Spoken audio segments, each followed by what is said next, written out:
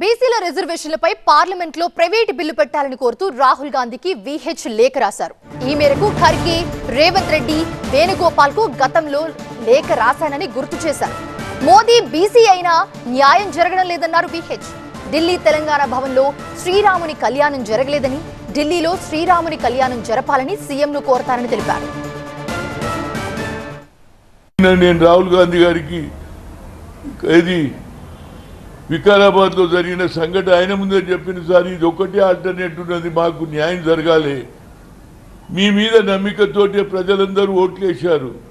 దీన్ని ఇప్పుడు ఎవరు వ్యతిరేకం చేస్తున్నారంటే మేము తప్పు చేసినాం, మేము అన్యాయం చేసినాం, దోకా కరే అంటున్నారు. కనుక మీరు తప్పనిసరిగా ప్రైవేట్ బిల్లు పెడితే పాస్ అయితే వెల్ అండ్ గుడ్. పాస్ కాకపోయినా ఏ పార్టీలు బీసీలకు వ్యతిరేకం అనేది తేలిపోతుందని నేను నిన్ననే అలంకార్ గారు ఆయన పిఏకు మాట్లాడిన, హనుమంతరావుజీ అపాయింట్మెంట్ కాదు కానీ నీ లెటర్ పంపిస్తా అన్నాడు. తప్పనిసరిగా ఓకే లెటర్ పంపారు.